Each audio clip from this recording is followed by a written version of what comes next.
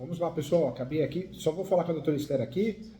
Vamos lá. Doutora Esther, a da audiência de hoje. Então, pessoal, o professor Júlio está dando aula aqui, mas tem que atender também a doutora Esther, que me entregou um documento de uma audiência que eu vou fazer, tá bom? Então, vamos embora para a aula, então.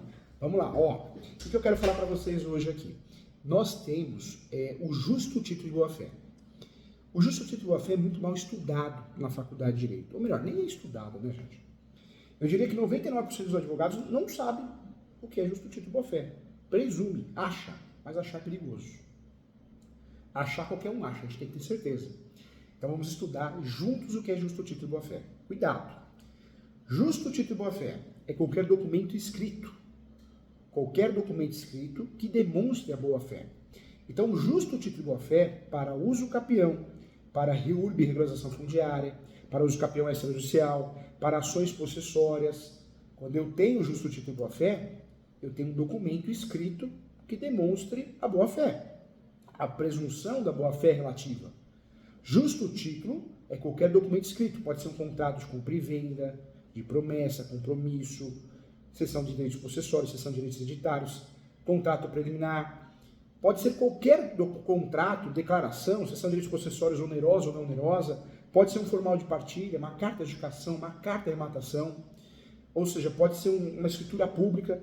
Pode ser justo título de boa-fé para uso capião e ações possessórias. Pode ser qualquer documento escrito, seja público, seja particular. Seja com papel timbrado do Fórum do Poder Judiciário ou não. Considere-se justo título para a presunção relativa da boa-fé do possuidor, no uso capião, nas ações possessórias, reintegração, manutenção. O justo título é o motivo que lhe autoriza a aquisição derivada da posse, esteja ou não materializada em instrumento público ou particular. Essa é a ideia, tá?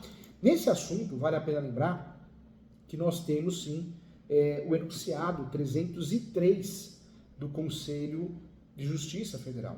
Esse enunciado nos interessa também. Nos interessa também o enunciado 492 da 5ª Jornada de Direito Civil, que é o enunciado que trouxe, de fato, uma mudança muito grande em relação ao conceito de posse. Posse passou a ser um direito sui generis, então importante também.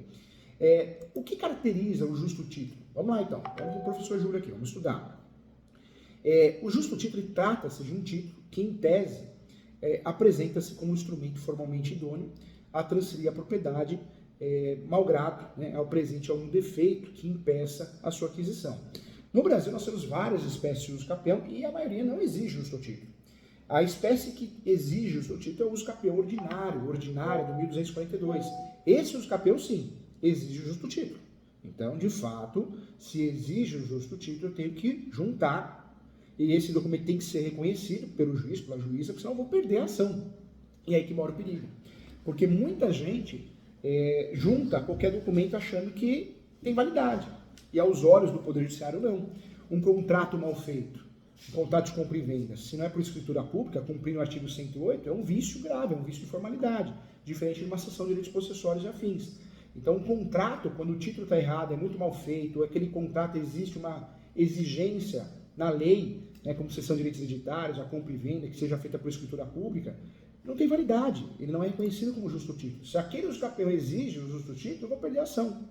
Então, em regra, o que é o justo título de boa-fé? Quanto ao conceito de boa-fé, em matéria de posse, é a convicção do possuidor que a coisa lhe pertence. Isso quer dizer, gente, isto é, que a convicção de fato de ser dono do imóvel pela ignorância dos vícios do título. E para esses detalhes, né, é importante você acompanhar o meu livro Direito Imobiliário de AZ. Você vai encontrar também conceitos interessantes. Eu quero falar para você o que é justo título, quais são os documentos que são considerados. Então, como eu já falei no início da aula, contrato preliminar, compromisso de compra e venda, promessa, compra e venda, formal de partilha, escritura pública, cessão de direitos hereditários, cessão de direitos possessórios, uma procuração, uma declaração, tudo isso é considerado justo título de boa-fé. Em resumo, o justo título de boa-fé, ao lado da boa-fé, né, ela abrevia, né, o prazo para o adquirente se tornar proprietário do imóvel pela uso capião. Essa é a grande vantagem. O que é posse sem justo título de boa-fé? É uma posse, claro. É uma posse que você pode usar o 1238. Um uso capião que não exige boa-fé, não exige justo título. Ela pode ser qualificada para uso capião. Mas em muitas espécies de uso capião, o justo título, por mais que não seja obrigatório, a não ser do ordinário, ele cai como uma luva de convencimento, né? Ajuda muito, então é importante isso. Nós temos, conforme o artigo 1242 do Código Civil, o adquirente também, a propriedade do imóvel, adquire a propriedade do imóvel de forma contínua e incontestadamente o justo título boa-fé quando tem a posse por mais de 10 anos. Então, nós estamos falando de um assunto muito importante. Nós temos no Brasil, trazendo para você o enunciado, né? Esse enunciado que eu falei, o 303, é um enunciado muito importante, porque considera-se justo título para a presunção relativa de boa-fé do possuidor o justo motivo que lhe autoriza a aquisição derivada da posse, esteja ou não materializado no instrumento público particular, compreensão na respectiva função social da propriedade. Isso são palavras da nossa jornada de direito civil, enunciado 303, anote aí que é importante, da 4ª jornada de direito civil, coordenada pelo nosso, na época, o coordenador-geral, o ministro Rui Rosado de Aguiar. Então, é um tema importante, né? É uma fundamentação importante o 303, o enunciado 303 do Código, enunciado enunciado da 4ª jornada de direito civil, tá? 4ª jornada de direito civil. Então, é importante isso. Quando eu falo de justo título e boa-fé, então, você já sabe o que é. Nós já sabemos o porquê usar, porque nós conseguimos escolher um uso capião e que, de fato, traz uma redução muito grande de tempo. Nós temos uma redução de pelo menos 5 anos, então isso ajuda muito. Então, é importante utilizar e conhecer esse documento. Faz toda a diferença. Então, cuidado, faça uma leitura. É importante ler, é importante estudar para entender o que seria um justo título de boa-fé, e aí eu trago para você que esse contrato tem que ser bem feito. O que é um contrato bem feito? Começa pelo título, qualificação completa, objeto lícito, possível e determinável. Quando foge disso, ou muitas vezes nós deixamos de lado uma lei, né, que cria uma formalidade nesse contrato, vira um contrato de risco. Ou seja, podemos ter uma dor de cabeça caso a gente tente fazer um uso capião que exige o justo título. Claro, porque aquele documento, aquele contrato foi mal feito, é uma realidade. Então, é importante bater um papo sobre isso, tá? Legal, né? Então, esse assunto é muito importante. Eu espero você na próxima aula para que possamos estudar juntos hein? E, de fato, participe do plantão de dúvida, hein, gente? Tá? No plantão de dúvida, nós vamos aprofundar em cada assunto.